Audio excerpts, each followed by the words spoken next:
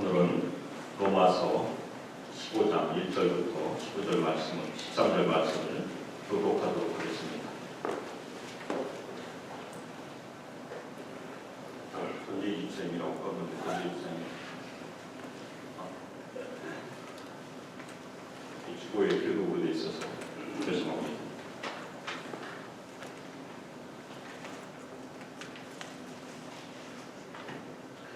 (1절부터) 13절까지 교독하도록 하겠습니다. 신약성경 259페이지에 있습니다. 믿음이 강한 우리는 마땅히 믿음이 약한 자의 약점을 감당하고 자기를 기쁘게 하지 아니할 것이다. 우리 각 사람이 이웃을 기쁘게 하되 선을 이루고 덕을 세우도록 할지니라. 그리스도께서도 자기를 기쁘게 하지 아니하셨나니 기록된 바 주를 비방하는 자들의 비방이 내게 미쳤나이다 함과 같으니라. 무엇이든지 전에 기록된 바 우리를 위하여 기록된 것이니 우리로 하여금 인내로 또는 성령의 뜻으로 소망을 가지게 함이니라. 이제 인내와 위로의 하나님이 너희로 그리스도 예수를 본받아 서로 뜻이 같게 하여 주사 한 마음과 힘으로 하나님 곧 우리 주 예수 그리스도의 아버지의 영광을 돌리게 하여 하라. 그러므로 그리스도께서 우리를 받아 하나님께 영광을 돌리신과 같이 너희도 서로 받아라. 내가 말하니 그리스도께서 하나님의 진실하심을 위하여 할례의 수종자가 되셨으니 이는 조상의 대제 진실함을 영광하게 하시고 이방인들도 그 긍휼하심으로 말미암아 하나님께 영광을 돌리게 하려 하심이라 기록된 바 그러므로 내가 열방 중에서 주께 감사하고 주의 이름을 찬송하리로다 함과 같으니라. 또 이르되 열방들아 주의 백성과 주의 즐거워하라 하였으며 또 모든 열방들아 주를 찬양하며 모든 백성들아 그를 찬송하라 하였으며 또 이사야에게 이르되 이제 그리고 열방의 사슬이 하여 그러시는 이가 있으니 열방이 우리에게 소망을 누리라 하였느니라. 한 목소리로 13절 같이 읽겠습니다. 소망의 하나님이 모든 기쁨과 감동을 믿음 안에서 너에게 충만하게 하사 성령의 능력으로 소망이 넘치게 하시기를 원하노라. 아멘. 제가 성부정신 예배 때 나눴던 2016년 축복을 받기 위한 3가지 비결을 말씀드렸었습니다. 안 오신 분들이 있어서 다시 한번 빼먹으면 안 되니까 비결이 무엇인가 3가지 혹시 기억하십니까? 첫 번째, 하나님을 경외하라. 그리고 하나님의 말씀을 기억하라. 하나님께로 돌이키라. 그래서 경외하라, 기억하라, 돌이키라. 같이 한번 해보겠습니다. 하나님을 경외하라. 하나님의 말씀을 기억하라. 하나님께로 돌이키라. 특별히 하나님을 경외하라 말씀 가운데 온전한 예배를 드리라고 제가 말씀드렸습니다. 온전하다는 뜻이 나누이지 않는다. 저희가 전심으로 저희가 마음을 다해서 드리는 예배를 드리라고 말씀드렸습니다. 그래서 2016년 한 해 동안 이 3가지의 실천이 저희 모두에게 풍성하기를 축복하며 기도합니다. 오늘 저희 2016년 새해 첫 예배인데 오늘은 특별히 랍비의 선물이라는 이야기를 먼저 드림으로 말씀을 전하겠습니다. 정신과 의사이면서 베스트셀러인 아직도 가야 할 길이라는 책의 저자인 스캇백이 공동체에 관한 책을 썼습니다. 그 제목이 디퍼런트 드럼이라는 책인데 그 책의 프롤로그에 아주 전설과 같은 이야기가 섞여 있습니다. 그런데 그 이야기가 공동체의 성장, 특별히 교회 성장에 아주 의미 있는 이야기라 소개해드리고자 합니다. 이 이야기의 제목이 랍비의 선물입니다. 어느 수도원이 있었습니다. 그 수도원은 한때는 아주 컸고 위엄을 자랑했지만 17세기, 18세기에 수도원 박해 때문에 쇠락하기 시작했고 19세기에는 세속화 물결 때문에 결국에는 쇠락하고 말았습니다. 결국 수도원은 많은 부속 건물들을 닫기 시작했고 나중에는 쓰러져가는 중심 건물, 저희가 그것을 마더하우스, 모원이라고 부른다고 합니다. 중심 건물만 남았고 그 안에 5명의 수도사만 남았습니다. 5명의 수도사는 수도원장과 4명의 수도사였는데 이미 다 7순이 넘은 나이였었습니다. 그런데 수도원을 둘러싸고 있는 깊은 숲속에 근처 마을에 사는 랍비가 이따금 찾아왔습니다. 그 안에 은둔처로 사용하는 조그만 오두막집이 있었습니다. 나이든 수도사들은 오랫동안 묵상을 하고 기도를 했기 때문에 어느 정도 영적인 능력이 있었습니다. 그래서 그 랍비가 오면 그것을 느낄 수 있었습니다. 그래서 랍비가 숲속에 들어올 때마다 랍비가 왔어, 랍비가 다시 왔어, 서로 속삭였다고 합니다. 그런데 어느 날 수도원장은 수도원의 몰락을 깊이 고민한 나머지 수도원을 살릴 수 있는 충고를 혹시 얻을까 하여 그 은둔처로 오두막집으로 랍비를 찾아갔습니다. 랍비는 수도원장을 반갑게 환영했습니다. 그러나 수도원장이 자신의 방문의 목적을 설명하자 랍비는 단지 동정만을 했습니다. 저도 그 사연을 잘 압니다. 사람들이 마음이 이미 떠난 것입니다. 우리 마음도 똑같습니다. 우리 회당에도 더 이상 사람들이 오지 않고 있습니다. 이 이야기를 나누면 수도원장과 랍비는 똑같은 어려움 때문에 서로 울었습니다. 그리고는 두 사람은 모세의 오경인 토라를 열어놓고 같이 읽고 깊은 내용을 같이 묵상을 하기 시작했습니다. 그것이 수년이 흘렀습니다. 드디어 헤어질 때가 왔습니다. 그래서 둘은 서로 껴안고 작별 인사를 나눴습니다. 그런데 수도원장이 한마디 했습니다. 제가 여기 온 목적을 잃어버린 것 같습니다. 혹시 죽어가는 저희 수도원을 살릴 조언 하나를 해주시겠습니까? 이 말을 듣는 랍비가 대답했습니다. 미안합니다. 저는 어떤 조언도 드릴 게 없습니다. 오직 한 가지 말씀드릴 수 있다면 당신들 중 한 사람이 메시아입니다. 수도원장이 수도원으로 돌아들어 수도사들이 모여들어서 물어보았습니다. 랍비가 무엇을 말해 주었습니까? 수도원장이 대답했습니다. 그는 아무 도움도 주지 못했습니다. 단지 우리는 울고 토라를 같이 읽고 묵상했을 따름입니다. 그런데 제가 떠날 때 한 얘기를 해주었습니다. 그런데 그것은 무슨 수수께끼와 같은 얘기였습니다. 우리 중에 한 사람이 메시아랍니다. 그런데 저는 그것이 어떤 뜻인지 전혀 알지 못합니다. 이 나이 먹은 수도사들, 70이 넘은 수도사들은 그 랍비의 이야기를 진지하게 받아들이고 수개월 동안 묵상을 하기 시작했습니다. 묵상을 하면서 자기 자신을 바라보면 자신이 메시아가 아닌 것은 분명히 깨달았습니다.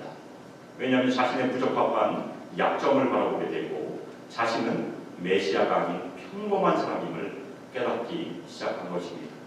반대로 다른 수도사들을 바라볼 때 혹시 저 사람이 메시아가 아닐까 생각을 해보고 그 사람이 가지고 있는 고결한 점을 생각하게 되고 거룩한 점을 생각하게 되고 빛 같은 특성을 생각하게 되고 그 사람들이 가지고 있는 그 옳은 점을 생각하기 시작했습니다. 이런 식으로 묵상을 계속하다 보니까 나이 든 수도사들끼리 점점 자신들 중에 누군가가 메시아일지 모른다는 그 심정으로 서로를 깊은 존경으로 대하기 시작했습니다. 방문객들이 나중에 수도원을 방문하자 수도원의 분위기가 완전히 달라진 것을 발견했습니다.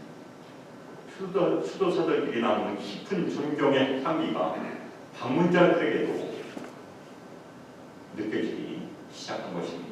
그 향기는 낡은 수도원을 가득 채우고 수도원을 넘어서 퍼져나가기 시작했습니다. 그러자 사람들이 다시 그곳을 방문하기 시작했습니다. 그리고 입소문이 퍼져 젊은 사람들도 오기 시작했습니다. 결국에는 사람들이 나이 든 수도사들에게 그곳에 들어올 수 있느냐고 참여할 수 있느냐고 묻기 시작했고 수년이 지나지 않아 그 수도원은 번창하는 수도원이 되었다는 이야기입니다. 그래서 그 나이 든 수도사들은 랍비의 선물, 그곳의 빛과 영성을 회복시켜준 랍비의 선물에 깊이 감사했다는 그런 이야기입니다. 혹시 오늘 이 랍의 선물 이야기 중에서 저희의 가슴을 울리는 부분이 무엇이 있는지 사실은 저희가 깊이 묵상해 봐야 되는 그런 이야기입니다. 저희도 이것을 적용해 볼 수 있습니다. 저희 중에 예수님이 혹시 숨어 계시지 않을까 저희가 믿고 저희가 보는 만나는 성도들 예수님처럼 대하기 시작한다면 저희도 이런 경험을 할 수 있을 것입니다. 사도 바울이 자기보다 남을 더 낮게 여기라고 말씀해 주었습니다. 그리고 골로새서 3장 13절에서 죽게 하듯 하라 그렇게 명령을 했습니다. 예수님께 하듯 하라. 물론 그 말씀의 원래 목적은 우리가 일을 할 때이지만 다른 성도를 대할 때에도 죽게 하듯 한다면 예수님께 하듯 한다면 저희도 이 수도원의 부분을 경험할 수 있을 것입니다. 저희 성도들끼리 올 한 해 서로를 존중하고 서로를 깊이 존경하시기를 예수의 이름으로 부탁드립니다. 오늘은 특별히 지난 부흥의 기간 중 받은 선물인 말씀 하나를 2016년 새해를 위한 말씀으로 나누고자 합니다. 호성규 목사님께서 저희 교회의 이름이 소망교회이기 때문에 소망이 넘치기를 축복하는 구절인 로마서 15장 13절을 언급하셨습니다. 한두 번 언급하셨는데 제가 그것을 기억하고 그 말씀을 포함하는 1절부터 13절을 가지고 새해 말씀으로 함께 나누도록 하겠습니다. 특별히 저희가 새해를 선물로 받았는데 이 새해를 어떤 마음가짐으로 저희가 살아야 될지 저희 성도들이 가져야 할 저희 소망교회의 부흥을 위한 우리의 도움이 무엇인지를 같이 살펴보도록 하겠습니다. 첫 번째 성도들이 가져야 할 덕목은 2절에 이웃을 기쁘게 하라는 그런 명령입니다. 1절에서 보면 믿음이 강한 우리가 믿음이 약한 자의 약점을 담당하라고 사도 바울은 권면하고 있습니다. 믿음이 강한 자의 특징이 무엇입니까? 시험이 오면 흔들리지 않습니다. 그러면 거꾸로 믿음이 약한 자의 특징은 무엇입니까? 시험이 오면 요동칩니다. 그래서 사실은 사도 바울이 우리에게 권면하는 그 말씀은 믿음이 강한 자가 시험이 올 때 믿음이 약한 자의 믿음을 붙들어 주라는 얘기입니다. 같이 흔들리면 같이 떨어지게 되어 있습니다. 절대 같이 흔들리지 마시기 바랍니다. 오히려 믿음이 약한 자의 약점을 담당하고 그 믿음을 세워주는 것을 오늘 권면하고 있습니다. 특별히 우리는 자기를 기쁘게 하지 말고 이웃을 기쁘게 하도록 부름을 받았습니다. 그런데 이웃을 기쁘게 하는 목적이 단지 기분만 좋게 하는 것이 아니라는 것입니다. 오늘 말씀에 보면 이웃의 선을 위해서 하라는 것이고 그것이 이웃을 세워주기 위한 일이라고 성경은 말하고 있습니다. 그런데 세워주다는 이 말은 집을 짓다는 말입니다. 원어에서는 우리가 빌딩을 짓는 것처럼 우리가 건축하는 그 똑같은 말을 사용하고 있습니다. 무슨 얘기냐면 약한 자의 약점을 담당하는 것은 그 사람의 연약한 믿음이 강한 사람이 집을 세워주는 것입니다. 신앙의 집을 세워주는 것이 바로 이웃을 기쁘게 하는 것이고 선을 행하는 것입니다. 저희 소망교회 모든 성도들이 서로 믿음을 세워주시기를 예수 그리스도의 이름으로 부탁드립니다. 3절에서는 사도 바울이 이 말씀을 전할 때 그리스도를 본으로 세우고 있습니다. 그리스도께서도 자기를 기쁘게 하지 않았다고 그렇게 말씀하고 있습니다. 우리의 모범은 항상 예수님께 옵니다. 예수님께서 이 땅에 보여주신 발자취가 우리 성도들이 따라가야 할 발자취인 것입니다. 예수님께서는 우리를 기쁘게 하기 위해서 우리의 선을 위해서 우리의 신앙을 세워주기 위해서 어떻게 하셨습니까? 오늘 말씀해 보면 스스로 비방을 입으신 것입니다. 스스로 모욕을 당하셨습니다. 그리고 스스로 십자가에 자신의 생명을 내어드렸습니다. 그것이 예수님께서 당하신 비방이었습니다. 바로 이 모습을 믿음이 강한 성도들에게 예수님께서 맡겨주시는 그런 사명입니다. 만일 믿음이 강한 성도들이 믿음이 약한 성도들을 보호하기 위해서 비방도 견디고 모욕도 견디고 어려움도 당한다면 저희 교회는 큰 소망이 있을 것이라 믿습니다. 다른 사람의 손을 위하여, 다른 사람의 믿음을 세워주기 위하여 비방도 감수할 수 있는 강한 믿음을 가진 성도들이 계속해서 저희 소망교회 2016년 한 해 동안 일어나기를 예수 그리스도의 이름으로 축복합니다. 우리가 합심해서 기도할 중요한 제목이가 느껴집니다.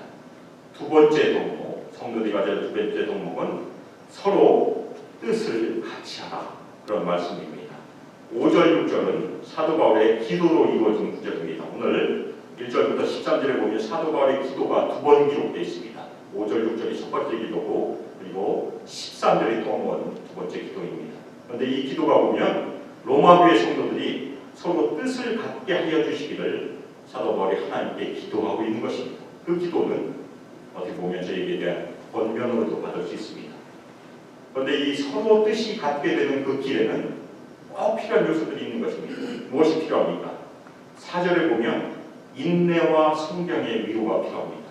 두 가지가 필요한데, 하나는 우리가 제공해야 될 인내이고, 또 하나는 하나님께서 공급해 주시는 성경으로부터 오는 위로입니다. 두 가지가 잘 만나야 그 다음에 소망이 있다는 것입니다. 소망은 저절로 오지 않습니다. 우리는 인내로 견뎌야 되는 것이고, 하나님께서는 성경의 위로로 공급해 주셔야 소망이 있다는 것입니다. 저희가 소망을 충만히 가지기 위해서 이 짧은 구절 묵상하시길 바랍니다. 우리로 하여금 인내로 또는 성경의 위로로 소망을 가지게 하려 합니다. 이 말씀이 저에게 임하기를 축복합니다. 저희가 은혜 받는 것도 마찬가지입니다. 물론 목사님들도 열심히 말씀 준비해서 열심히 설교를 해야 되겠지만, 저희 성도들께서도 적극적으로 준비하실 필요가 있습니다. 특별히 예수님께서 씨 뿌린 자의 비유를 말씀하셨는데, 저희 성도들이 많은 결실을 맺게 하기 위해서 해야 될 일이 무엇입니까? 저희 마음속에 있는 돌이나 자갈들을 제거해야 됩니다. 그리고 저희의 신앙을 자라지 못하게 막는 그런 가시덤불도 저희가 적극적으로 제거해야 되는 것이 예수님께서 말씀하신 중요한 비유입니다. 그럴 때 하나님께서는 저희 성도들의 마음밭에, 좋은 마음밭에 30배, 60배, 100배의 결실을 맺게 하신다는 것입니다. 그것도 또한 하나님 편에 사신 일과 우리가 적극적으로 순종할 일이 항상 만나게 되어 있습니다. 사도 바울은 5절에 하나님을 인내와 위로의 하나님이라고 부르고 있습니다. 인내는 저희가 궁극해야 되는 것이지만, 궁극적으로는 그 인내조차도 하나님께서 주신 것이라는 그런 말씀입니다. 우리들이 한계에 부딪혔을 때, 우리가 더 이상 인내를 하지 못할 때, 그때는 하나님께서 저에게 인내를 공급해 주실 것입니다. 하나님께서는 항상 인내와 위로의 공급자 되시는 하나님이십니다. 또 하나의 요소는 예수 그리스도를 본받음입니다. 특별히 예수 그리스도께서 이 땅에서 순종하심을 보여주셨는데, 그 순종하심을 우리가 깊이 본받는 것이 두 번째 요소라는 것입니다. 만약 우리가 예수님을 본받기 위해서 애를 쓴다면 저희 소망교회 믿음에 큰 진전이 있으리라 믿습니다. 그래서 궁극적으로 저희가 서로 뜻을 같이 하여 하나님께 영광을 돌리는 것이 하나님의 중요한 목적입니다. 그런데 6절에 보면 사도 바울이 한 마음과 한 입으로 하나님과 우리 주 예수 그리스도의 영광을 돌리라고 권면을 하고 있습니다. 교회가 어려우면 한 마음이 되지 못하고 한 입이, 한 말이 되지 못합니다. 그래서 저희가 해야 될 일은 계속해서 기도함으로 한 마음이 되고, 한 보이스가 될 수 있도록, 한 목소리를 낼 수 있도록 애를 써야 되는 것입니다. 그래서 저희 소망교회도 2016년 서로 뜻을 같이 하여 한 마음과 한 입이 되어서 하나님께 영광을 돌려드리기를 예수 그리스도의 이름으로 축복합니다. 성도들이 가져야 될 세 번째 덕목은 7절에 서로 받으라고 사도 바울이 권면하고 있습니다. 서로 받되 어떻게 받습니까? 예수 그리스도를 본받음으로 서로 받으라고 사도는 설명하고 있습니다. 먼저 예수 그리스도께서 우리를 받아서 하나님께 영광을 올리셨습니다. 예수께서 우리를 어떻게 받으셨습니까? 우리는 아무런 자격이 없었습니다. 자격이 없는 우리를 받아주신 것입니다. 죄인인 우리를 받으시고 우리를 위하여 죽으시기까지 하신 것이 예수님께서 보여주신 그 모범입니다. 만일 저희가 예수님께서 보여주신 그 행동대로 저희가 보는 성도들이 아무런 이쁜 구석도 없고 받을 만한 그런 구석이 없어도 우리가 사랑으로 받는다면 저희 소망교회 제가 예화로 말씀드린 그 수도원에 퍼졌던 향기가 넓게 퍼질 것이라고 믿어 의심치 않습니다. 저희가 계속해서 예수님을 본받으로 다른 성도를 받으라 사도 바울이 권면하고 있습니다. 사도 바울은 계속해서 예수님의 본을 말해주고 있습니다. 8절을 보면 이스라엘 조상들에게 주신 하나님의 약속을 견고하게 하시기 위하여 하나님의 진실함을 하기 위하여 그리스도께서 할례의 추종자가 되셨다라는 그런 표현을 쓰고 있습니다. 할례의 추종자. 이 추종자란 말은 하인 아니면 집사라는 뜻입니다. 영어로는 그냥 서번트라고 번역을 주로 합니다. 혹은 디콘이라고 저희가 번역할 수 있습니다. 예수님께서 하나님의 종이라고 불린 적은 성경에 몇 번 등장합니다. 그리고 마가복음 10장 45절처럼 예수님께서 우리를 섬기기 위해서 오셨다. 섬기다는 그런 동사도 등장합니다. 그런데 예수님을 사람이나 어떤 체계의 종이라고 불린 적은 거의 없습니다. 제가 찾은 것이 바로 이 구절 한 분밖에 아니고 없습니다. 그 정도 희귀합니다. 저희 한글 성경도 할례의 종이라고 번역하지 못했습니다. 그렇게 번역하면 혹시 불경스러울까봐 추종자라고 번역했을 정도입니다. 할례의 추종자가 어떤 뜻입니까? 할례는 구약의 율법을 대표하고 있습니다. 구약의 율법의 추종자, 구약의 율법의 종이라는 것입니다. 구약의 율법을 누가 제정하셨습니까? 하나님께서 제정하셨습니다. 하나님께서 율법의 주인 되십니다. 마찬가지로 예수님께서도 율법의 주인 되십니다. 율법의 주인 되신 예수님께서 이 땅에 오셔서 율법의 종이 되셨다는 그런 표현입니다. 굉장히 중요한 표현입니다.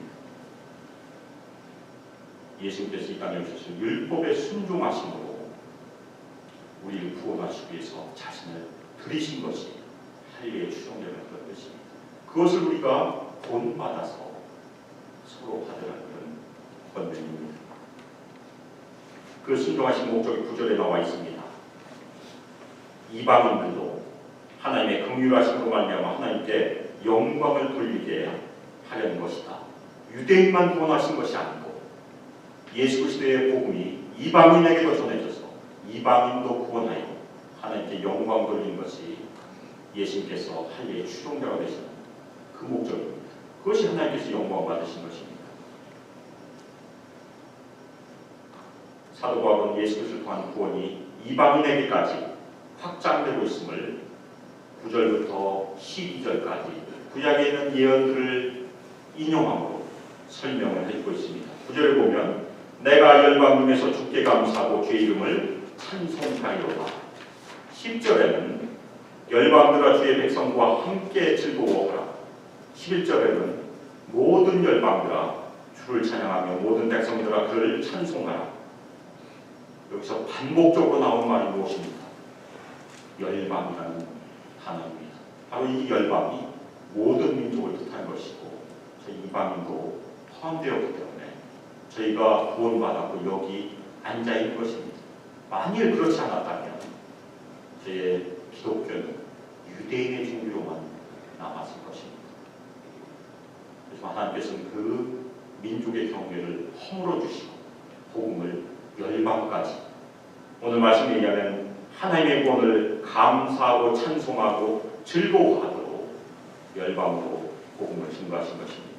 궁극적으로 그 예언이 예수 그리스도께서 이 땅에 오심으로 성취되었음을 12절에서 이사야의 예언을 통해서 설명해 주고 있습니다. 12절 또 이사야가 이르되 이새의 뿌리 곧 열방을 다스리기 위하여 일어나시는 이가 있으리니 열방이 그에게 소망을 두리라 하였느니라. 12절에 이새의 뿌리는 이새의 아들인 다윗의 자손 오시는 예수 그리스도를 지칭하고 있습니다. 열방을 다스리기 위해서 일어나신 분 바로 그분도 그리스도 예수이십니다. 오직 예수님께만 구원의 길 있고 구원의 소망이 있다는 그런 말씀입니다. 끝으로 호성길 목사님께서 저에게 선물로 주신 구절이 13절입니다. 이 13절도 사도 바울의 기도의 형식으로 되어 있습니다. 어떻게 보면 축도의 형식입니다. 함께 한 목소리로 읽겠습니다. 소망의 하나님이 모든 기쁨과 평강을 믿음 안에서 저희에게 충만하게 하사 성령의 능력으로 소망이 넘치게 하시기를 원하노라. 아멘. 이 말씀 2016년 한 해 저희 소망의 모든 성도들에게 임하기를 예수 그리스도의 이름으로 축복하며 기도합니다.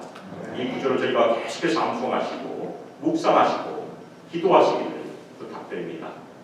그런데 여기서 꼭 짚고 넘어가야 될 중요한 내용이 하나 더 있습니다. 그 내용이 12절 하반절부터 13절까지 있습니다. 성도들의 소망이 넘치게 하는데 삼위 하나님께서 성자 하나님과 성부 하나님과 성령 하나님께서 함께 일하신다는 것이 이 짧은 구절에 숨어 있다는 것입니다. 12절 하반절에 보면 성도들은 그에게 곧 예수 그리스도의 소망을 구하고 권면하고 있습니다. 우리가 소망을 예수님께 두는 것입니다. 그러면 13절 상반절에서 성부 하나님께서 무엇을 하십니까? 소망의 하나님께서 모든 기쁨과 평강을 믿음 안에서 충만시켜 주실 것입니다. 그러면 13절 하반절에 성령 하나님께서 무슨 일을 하십니까? 성령의 능력으로 소망을 넘치게 하신다는 것입니다. 소망이 흘러넘치면 다른 사람에게도 전염될 수 있는 것입니다. 그것이 삼위 하나님께서 이 짧은 구절에서 하시는 일을 표현하고 있습니다. 그러면 소망이 넘치게 하기 위해서 다른 사람들에게 소망을 전염시키기 위해서 우리가 해야 될 일은 무엇입니까? 13절의 짧은 구절에서 저희가 찾을 수 있습니다. 그것이 믿음 안에서라는 구절입니다. 숨어 있어서 찾기 쉽지 않지만 믿음 안에서 굉장히 중요한 그런 구절입니다. 좀 더 원어에 가깝게 번역을 해보겠습니다. 이것은 믿는 행동 안에서라는 뜻입니다. 영어로 번역한다면 in the believing, 문법이 잘 맞지 않겠지만 in the believing하고 직역할 수 있습니다. 이것은 정적인 믿음이 아니라는 것입니다. 움직이는 믿음. 저희가 이제껏 나눴던 그런 이웃을 기쁘게 하고 서로 받고 하는 그런 행동들, 그런 믿음의 행동들을 다 포함한 것입니다. 우리의 믿음은 움직이는 믿음이 되어야 된다는 것입니다. 가만히 있는 믿음이 아닙니다. 그래서 예수를 믿는 믿음의 행동 안에서 우리가 예수께 소망을 두기 시작하면 바로 그 다음에 나오는 13절에 있는 말씀들을 하나님께서 이루시는 것입니다. 그래서 우리가 해야 될 몫은 예수를 믿는 믿음의 실천들로 예수님께 소망을 계속해서 두는 것이고 그 다음에 하나님께서 저희를 위해서 모든 기쁨과 평강으로 풍성하게 하실 것이고 성령의 능력으로 소망이 넘치게 베풀어 주실 것입니다. 2016년 소망우리가 계속해서 성장하기 위해서 우리가 실천해야 될, 우리가 믿음으로 행동해야 될 것을 저희가 같이 살펴보았습니다. 첫 번째가 이웃을 기쁘게 하라. 두 번째가 서로 뜻을 같이 하라. 세 번째가 서로 받으라. 맨 마지막 가장 중요한 것이 믿음으로 예수께 소망을 두라. 같이 한번 해보겠습니다. 이웃을 기쁘게 하라. 서로 뜻을 같이 하라. 서로 받으라. 믿음으로 우리에게 소망을 얻라. 이 말씀이 저희 모든 성도들에게 충만히 임하기를 예수 그리스도의 이름으로 축복합니다. 저희 모두가 한 마음으로 한 입으로 마음을 들여서 순종함으로 이 말씀을 실천한다면 우리 소망에 큰 믿음의 진전이 있을 것이고 제가 예화에서 말씀드렸던 것처럼 예수 그리스도의 향기가 저희 소망에 충만할 것이고 그것이 밖으로 퍼져나갈 것이라 믿어 의심치 않습니다. 그래서 저희 모두가 그 말씀의 실천함을 통해서 소망의 하나님께서 우리에게 기쁨과 평강을 충만하게 하시며 성령의 능력으로 2016년 새해 우리의 소망이 넘치게 하시기를 예수 그리스도의 이름으로 축복하며 기도합니다. 이 시간 합심해서 기도하실 때 특별히 2016년 새해를 선물로 주셨음을 감사하고 저희가 한 마음과 한 입으로 연합하여 실천함으로 저희가 예수를 믿음으로 소망을 예수님께 품으로 저희에게 기쁨과 평강이 충만하며 또 새해 소망이 넘치기를 합심해서 기도하겠습니다. 사랑과 은혜가 풍성하신 하나님 아버지, 2016년 한 해 저희 수망교회 성도들 주님께서 축복하여 주시길 시간 간절히 기도 올려드립니다. 그리고 주님께서 피값으로 사신 저희 수망교회 또한 주님께서 지켜주시며 보호하여 주시며 축복하여 주시길 시간 간절히 기도 올려드립니다. 저희 성도들을 주님께서 성령으로 감동시켜 주셔서 저희가 한 마음과 한 입이 되어 이웃을 기쁘게 하도록 주님께서 축복하여 주시며 서로 뜻을 같이 하여 서로 섬기도록 축복하여 주시며 서로 또한 예수께서 보여주신 대로 서로 받을 수 있도록 주님께서 축복하여 주셔서 저희가 예수를 믿는 믿음의 실천으로 예수 그리스도의 소망을 보는 한 해로 주님께서 저희를 인도해 주시기를 간절히 기도 올려드립니다. 이젠 주 예수 그리스도의 은혜와 하나님의 사랑과 성령 하나님의 감화 감동 안에서 예수를 믿는 믿음으로 예수님께만 소망을 두기를 결단한 저희 소망교회 성도들 위해 하나님의 아들과 딸들 위해 2016년 새해 함께하기를 주 예수 그리스도의 이름으로 축복하며 기도합니다. 아멘.